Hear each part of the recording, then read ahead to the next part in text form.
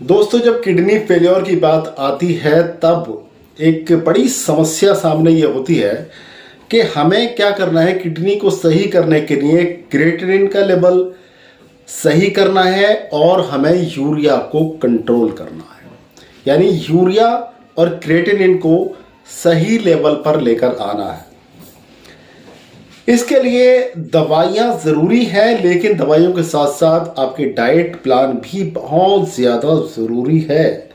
अब कौन कौन सी वो चीज़ें हैं जिसको हम अपना कर किसी भी किडनी के पेशेंट को जिसकी किडनी फेलियर को पहुंच रही है, हम उसको ठीक कर सकते हैं, या यूं कहिए कि उसको ठीक करने में बहुत हद तक हम मदद कर सकते हैं। अगर हम डाइट प्लान पर ध्यान नहीं देते हैं, इस चीज़ पर ध्यान नहीं देते हैं कि किडनी के पेशेंट को क्या खिलाना चाहिए, क्या नहीं खिलाना चाहिए, ये बिना ध्यान दिए अगर हम दवाइयाँ देते रहते हैं तो इसका कोई भी फ़ायदा नहीं होने वाला है। अगर पूरा फ़ायदा चाहिए और पेशेंट की हेल्थ को रिकवर करना चाहते हैं, आप चाहते हैं कि किडनी जो ख़राब हुई है, जो क्रिएटिनिन का लेवल बढ़ गया है, जो यूरिया का लेवल बढ़ गया है, वो सही लेवल पर आ जाए, तो डाइट को बहुत ध्यान से कंट्रोल करना चाहिए। अब देखिए, हमें किसी भी किडनी पेशेंट की डाइट को किस तरह से सेट करना है, ये चीज़ आपको ध्यान लगाकर सुननी है। आप या तो आप डॉक्टर हैं, वैद्य हैं, हकीम हैं, किडनी के किसी पेशेंट को आप ट्रीट कर रहे हैं, या आपके घर में कोई किडनी फेलियर का पेशेंट है, या आप खुद किडनी के पेशेंट हैं, तब आप बहुत ही ध्यान के साथ में इस चीज़ को सुनिए। एक क्षण के लिए भी स्किप मत करना, क्योंकि बहुत ज़रूरी इंफॉर्मेशन यहाँ मैं आपको दे रहा हूँ। देखिए, हमें क्या चीज़ करनी होती है और कैसे करनी होती है। आपकी किडनी खराब हुई कैसे पता चला? जब सिम्टम्स नज़र आए, तब आपने टेस्ट कराया, पता चला क्रिएटिनिन बढ़ा हुआ है, आपका यूरिया बढ़ा हुआ है, तो आपको मालूम हुआ कि आपकी किडनी सही तरह से फंक्शन नहीं कर रही है। अब हमें दो चीज़ों को कंट्रोल करना है, कौन कौन सी? क्रिएटिनिन और यूरिया। अब कौन सी चीज़ें ऐसी हैं हमारी डाइट में जो क्रिएटिनिन को और यूरिया को बढ़ाती है? अब ये क्रिएटिनिन बनता क्यों है, यूरिया बनता क्यों है, पहले सबसे पहले इस चीज़ पर हमें विचार करना होगा। तो देखिए, ऐसा नहीं है कि सिर्फ गुर्दे के जो पेशेंट हैं, जो किडनी के पेशेंट हैं, जिनकी किडनी खराब हो रही है, सिर्फ उन्हीं के अंदर क्रिएटिनिन बनता है। क्रिएटिनिन हर इंसान के अंदर बनता है, लेकिन आपकी किडनी उसको फिल्टर करके बाहर निकाल देती है, क्योंकि उसको बॉडी को उसकी ज़रूरत नहीं है। क्रिएटिनिन कहाँ बनता है? तो क्रिएटिनिन बनता है आपके मसल्स में। जब आपके मसल्स काम करते हैं, आप जानते हैं कोई भी मशीन जब काम करती है तब उसका एक वेस्ट मटेरियल बनता है, और वो वेस्ट मटेरियल जो है वो निकाल दिया जाता है। तो ये जब आपके मसल्स काम करते हैं तो ये क्रिएटिनिन को बनाते हैं, और क्रिएटिनिन सबकी बॉडी में बनता है, लेकिन जब किडनी सही प्रॉपर तरह से काम कर रही होती है तब ये क्रिएटिनिन जो है बाहर निकाल दिया जाता है। अब दूसरी चीज़ आती है यूरिया। ये यूरिया कहाँ बनता है, क्यों बनता है? तब देखिए, आपका लीवर, पाचन का कार्य आपका लीवर करता है। तब जब आप खाना खाते हैं, जो भी कुछ खाते हैं, उसको पचाने में जो ऊर्जा खर्च करता है आपका लीवर, बदले में एक वेस्ट मटेरियल बनता है जिसको कहते हैं यूरिया। ये यूरिया भी आपका पेशाब के द्वारा निकाल दिया जाता है। इसको निकालने का काम भी करती हैं आपकी किडनीज। अब हमें देखिए कौन कौन सी चीज़ों को कंट्रोल करना है। हमें क्रिएटिनिन और यूरिया को कंट्रोल करना है। अब वो कौन कौन सी चीज़ें हैं जो हमें खानी है और कौन कौन सी चीज़ें हैं जो हमें नहीं खानी है। सबसे पहले आपने सुना होगा, देखिए, हमें किन किन चीज़ों को कम करना है अपनी डाइट में। प्रोटीन को कम करना है और पोटेशियम को कम करना है। जब आप प्रोटीन को कम कर देंगे तो क्रिएटिनिन कम बनेगा, और जब पोटेशियम को कम कर देंगे तब आपका यूरिया कम बनेगा। कैसे आपको करना है तो ध्यान दीजिए। देखिए, आपको जब प्रोटीन कम करना है तो वो प्रोटीन कंटेंट जो कि जिनके अंदर प्रोटीन ज़्यादा होता है, ज़्यादा मात्रा में होता है, हमें उनको कम करना होता है। अब अगर सब्जियों की पहले बात करें तो देखिए, ज़मीन के अंदर उगने वाली सब्जियां जिनका कलर ब्राउन होता है उनके अंदर पोटेशियम की मात्रा बहुत ज़्यादा होती है। तो वो कौन कौन सी चीज़ें हैं? जैसे आपका आलू हो गया, आपकी शकरकंदी हो गई, आपका कचालू हो गया। इस तरह की जो भी चीज़ें हैं जिनका कलर ब्राउन है और जो ज़मीन के अंदर से पैदा हो रहे हैं उनके अंदर पोटेशियम की मात्रा ज़्यादा है। आप पोटेशियम ज़्यादा लेंगे तो आपके लीवर को ज़्यादा काम करना पड़ेगा, ज़्यादा काम करेगा तो ज़्यादा यूरिया बनेगा। आपकी किडनी को ज़्यादा काम करना पड़ेगा, किडनी और ज़्यादा ख़राब हो जाएगी। तब आप आगे आ जाइए, हम बात करते हैं दूसरी चीज़ों की जो ज़मीन के अंदर हैं, जो हमें खानी चाहिए, जो हम खा सकते हैं। जैसे हमारी गाजर हो गई, जैसे बीटरूट हो गया, जैसे आपका बीटरूट यानी चुकंदर हो गया, ठीक है, जैसे आपका मूली हो गया। इन चीज़ों को आप कंज्यूम कर सकते हैं, इन चीज़ों को आप कंज्यूम कर सकते हैं क्योंकि इनके अंदर ऐसे तत्व भी मौजूद हैं जिनकी आपकी बॉडी को ज़रूरत है। अब बाहर आ जाइए, बाहर आपको पत्तेदार सब्जियां दिखाई देती हैं। लोग कहते हैं हर चीज़ में पत्तेदार सब्जियां खाइए, लेकिन आपको मालूम होना चाहिए कि पत्तेदार सब्जियों में आपके पोटेशियम की मात्रा बहुत ज़्यादा होती है। जहाँ तक आप स्पाइनच की बात करें, पालक की बात करें या किसी भी तरह के साग की बात करें तो उन साग के अंदर या शाक के अंदर जो पत्तेदार सब्जियां उनके अंदर लगभग सभी के अंदर पोटेशियम काफ़ी मात्रा में होता है। तब आप कौन सी सब्जियां खाएं?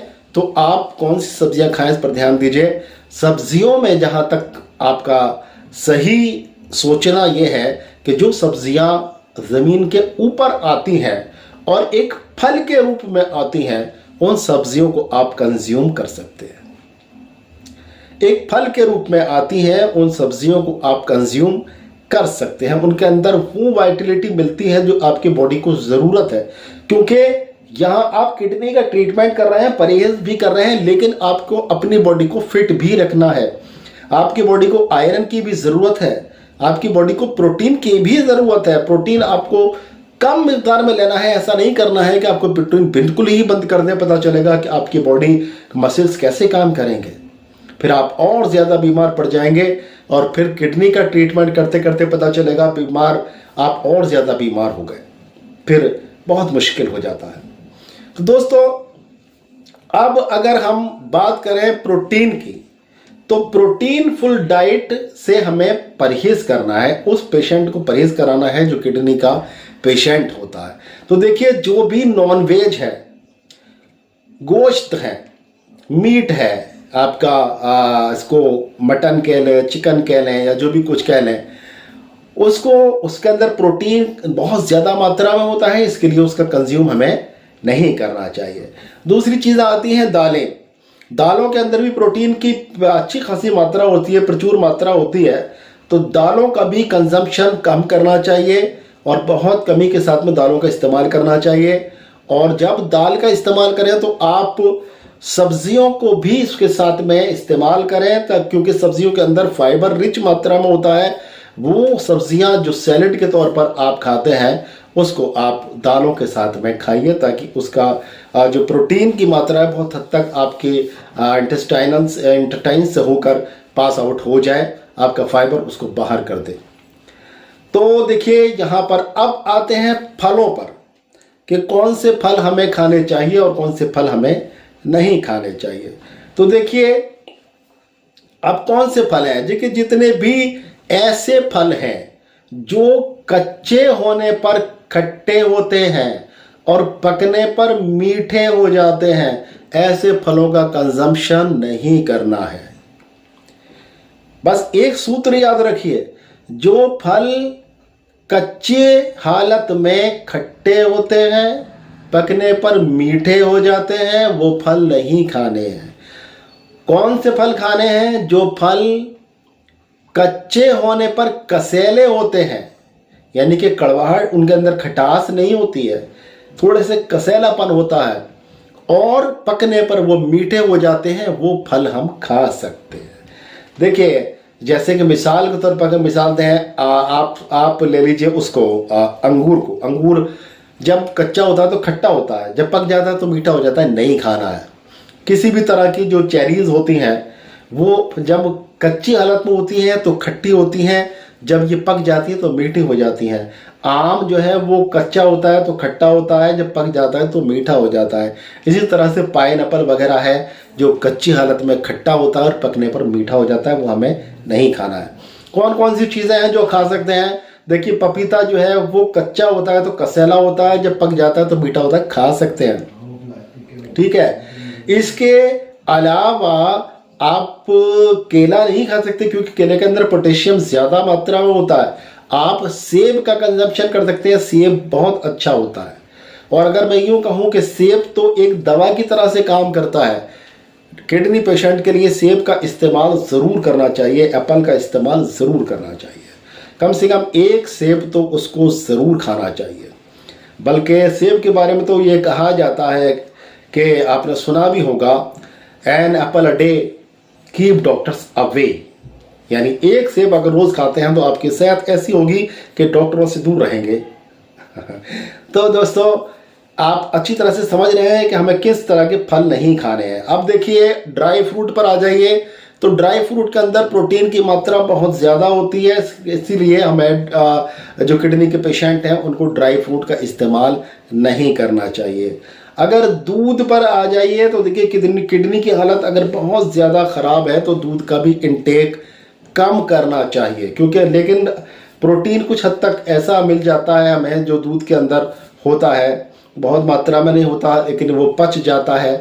अगर आप थोड़ी मात्रा में दूध लेते हैं तो चल जाएगा, लेकिन आप दूध पर डिपेंड ना करिए, आप फलों पर भी पूरी तरह से डिपेंड ना करिए। ठीक है। और आप सुपाच्य भोजन करिए। अब देखिए, आखिरी चीज आती है वो है आपका पानी, पानी का इंटेक। और इस पर आपने सुना होगा कि किडनी के पेशेंटों से पानी की मात्रा कम कर दीजिए। तो आपको क्या करना है? देखिए, अगर किडनी के आप पूरी तरह से पेशेंट अभी नहीं बने हैं, ऐसे समझ लीजिए क्रिएटिनिन थोड़ा सा ही बढ़ा हुआ है, 1 से थोड़ा सा ऊपर हुआ है, 1 पॉइंट समथिंग हुआ है, तब आप पानी का इस्तेमाल आप करें, क्योंकि ये वेस्ट मटेरियल जो है ये आपकी बॉडी से निकल जाना चाहिए। और अगर आप इस पानी का इस्तेमाल बहुत कम कर देते हो उस हालत में जबकि आपका क्रिएटिनिन बहुत ज़्यादा नहीं बढ़ा, आपका यूरिया बहुत ज़्यादा नहीं बढ़ा है, तो पता ही चलेगा कि ये, क्योंकि ये सब चीज़ें पानी में डिजोल्व होने के बाद ही आपके पेशाब के रास्ते बाहर निकलती हैं। और अगर ये पानी आप प्रचुर मात्रा में, सही मात्रा में नहीं पिएंगे, उपयुक्त मात्रा में नहीं पिएंगे, तो पता ही चलेगा कि ये चीज़ें पानी में डिजोल्व नहीं हो पाएंगी और उसके बाद में ये आपकी बॉडी के अंदर, आपके ब्लड के अंदर ही सर्कुलेट करती रहेंगी, किडनी आपकी और ज़्यादा ख़राब होती रहेगी। तो आपको पानी पीना है। लेकिन जब आपकी किडनी ज़्यादा ख़राब हो रही है, क्रिएटिनिन की मात्रा बहुत ज़्यादा बढ़ गई है, यूरिया बहुत ज़्यादा बढ़ गया है, आपका जो फंक्शन है आपकी किडनीज का बहुत ज़्यादा गड़बड़ हो गया, तब आपको पानी की मात्रा पूछकर इस्तेमाल करनी है। अब किससे पूछकर इस्तेमाल करनी है? उसके लिए देखिए, अगर आप इलाज कर रहे हैं किसी का तो मरीज के पैरों से पूछिए।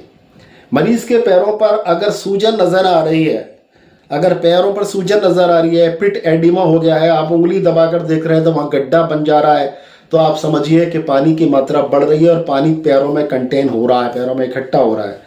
तो आप पानी की मात्रा बहुत कम कर दीजिए। पानी पेशेंट को ऐसा नहीं कि बिल्कुल भी ना दें, तो और ज़्यादा गंभीर समस्या हो जाएगी।